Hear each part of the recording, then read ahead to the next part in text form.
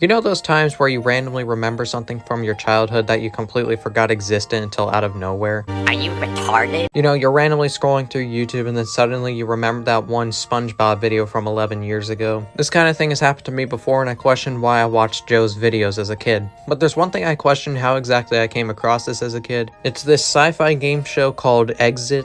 I quite literally have no idea how I would have came across this as a kid, considering it only lasted 6 episodes and it only aired for about a month. But looking back at this show, it's quite interesting. It kind of reminds me of Total Drama in a sense, where they're going to die if they don't do the challenge properly. But kind of like Total Drama, they don't even try to hide it. For every second you take to answer, the beam will retract further into the wall until you fall into the cavernous abyss, never to return. Enjoy. I'm afraid you're about to become the immediate past president of the Being Alive Club. Pretty much how this show works is there's 4 teams with 2 people, and they have to work together to solve all kinds of different brainiac puzzles. And what is the price for going through all these quote-unquote deadly puzzles? $10,000. That is less money than you get on Family Feud. I feel like if they were gonna make them do these kind of stupid challenges, they should at least give a little more than that. Anyways, the show is hosted by a guy named Kurt Doucette, who's known for all of these movies. Let's be honest, The Adventures of Food Boy is the greatest thing ever made.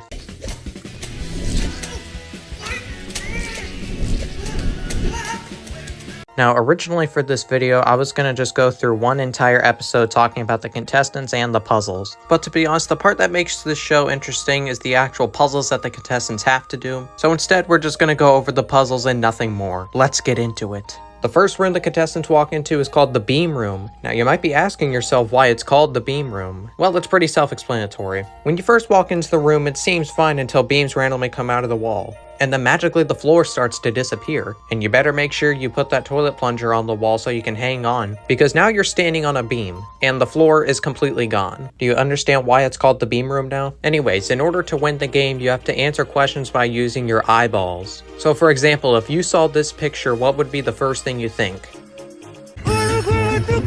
To figure out the answer, you have to connect the dots by figuring out what the pictures they put next to each other actually mean. For every second you don't answer the question, the inches on the beam start to go down, and eventually the beam will become so short that you'll fall to your death. Know it. Nice knowing you. So overall, nothing too crazy in the Beam Room. I mean, yeah, falling into a bottomless pit is somewhat noteworthy, but compared to the other rooms, this one isn't as interesting as others. The next room doesn't have a name, so we'll just call it the Freeze Room. Unlike the last room, all of the contestants are actually in their own separate room instead of all together. So in order to exit the room, you have to solve mix and match puzzles. You then have to get a wire cutter and cut the freezing device, and that will allow you to leave the room and successfully exit. The punishment for not getting the mix and match puzzles correctly is getting blasted by some freezing air, I guess. And I wouldn't have a big issue with this, but every single time somebody gets blasted, it has this really stupid looking camera effect. Anyways, an example of one of the puzzles is they list multiple movie monsters, and you have to match the way they were defeated with each monster. So needless to say, I would never win this one. I don't think this room is as interesting as the other one, as when they showed the final shot of the contestants dying or whatever, barely anything even happens. Freeze blaster deactivated. Please exit the room. Game over. Goodbye. So overall, not as interesting as the last one, but the concept is somewhat interesting, especially since you have to cut the wires in a very specific way. However, the next room starts off very interesting. When you first walk in, you'll notice there's literally nothing but sand, and the contestants are instructed to stand in it. I think you can see where this is going. So in order to win, you have to say the specific person, place, or thing they are talking about. And the way you have to find out is by figuring out the clues that they give on the screen. Each team must answer alternating clues about a popular person, place, or thing. A lot of these are celebrities, and I know absolutely nothing about celebrities, so I would fail at this one instantly. You'll only have 5 seconds to answer the question correctly, and if you fail, you start falling down the sand. So yeah, if you didn't already guess, it's basically quicksand. And honestly, after seeing this one, I take back what I said about the last one. It's actually a lot more interesting than this one. I really don't know most of the puzzles on this one. And honestly, it's interesting to see this for the first minute, but after about 5 minutes, this starts to get really old. Now, if you're an Indiana Jones fan, you'll probably like this round, but me personally, I'm not a big fan. There's other episodes that have a lot more unique puzzles, but we're not going to talk about the other episodes because I don't feel like it. Kill yourself! But we have finally made it to the end. Now, you'd think once the last team is standing, room, they win the $10,000. However, there's actually one more room that has to be completed. This means it's actually possible to go on the show and nobody actually wins the $10,000, which I find to be very interesting because most other game shows you'll at least win something for even just being there. But thankfully the final room is definitely the most entertaining one. When you first walk in, you will be inside a tiny little cabin. But the catch with this room is that there's not just one puzzle to complete, there's actually 3. For all the other rooms, once you saw what was going on, it was basically the same thing over and over. But with this one, once they complete one puzzle, they have to do another one. This actually adds a lot of flavor to it, and I think it's the most entertaining part of the episode. So with that being said, what are the 3 puzzles? Well, the first one isn't too difficult if you're a horror movie fan. All you have to do is put the horror movies from earliest release date to the latest release date. Luckily, the contestants in this episode had a bit of knowledge about horror movies, so they got past this one on the first try.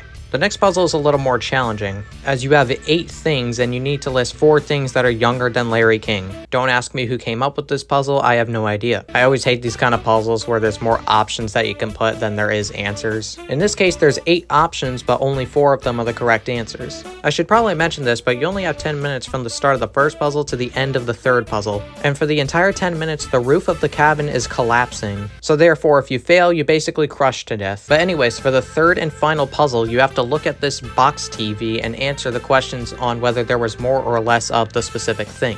For example, they ask whether the Titanic had more or less than 17 boats. But once the contestants solve all of those puzzles, they still have to solve 3 more questions. These are just random questions that you have to hope you know the answer to, but luckily the contestants got it right and they ended up exiting, winning $10,000. And so that was an episode of Exit. If you want to watch the show yourself, all of the episodes are available on the Internet Archive. That's how I was able to watch and show you the footage, so if you want to watch it yourself, I'll leave a link in the description. But with that being said, thank you so much for watching this video. I want to give a massive thank you to my paying members, MD and my brother. And of course, I want to give a huge thank you to those of you who made fan art for me. Thank you so much, Paperman57, for making me these 2 awesome drawings. My personal favorite is the GG one. Thank you, Bobaspoon, for making me all of these awesome drawings. I think all of these are unique and very, very cool. And this one I didn't understand at first, but I was given some context and it turns out it's actually me playing natural disaster survival, which now given the context is actually really, really cool. And finally, thank you so much to Call of Duty on the DSi or HealDive for making me all of these drawings. I've said this a lot, but it really does make my day a heck of a lot better when I get art from you guys. And seeing the dedication you guys have to go out of your way to make drawings and art for me is truly amazing. There was a heck of a lot more fan art to show in this video, so I can't give too much time to all of them. However, I really want to show these 3 in particular because I just think they look really good, and I can tell there was a lot of time and effort put into these. I genuinely think these are incredible pieces of art. And one more thing I'd like to mention before I go is today, October 14th, is actually my birthday. And because of that, I also received a very special fan art from HealThat, and I couldn't have possibly asked for a better birthday gift. So anyways, thank you all again for your awesome art. But anyways, that's about it. Goodbye. Logical Jason, I'm here to tell you that one time you put tape in my mouth while I was sleeping. Can you believe that? Like, what in the schwa?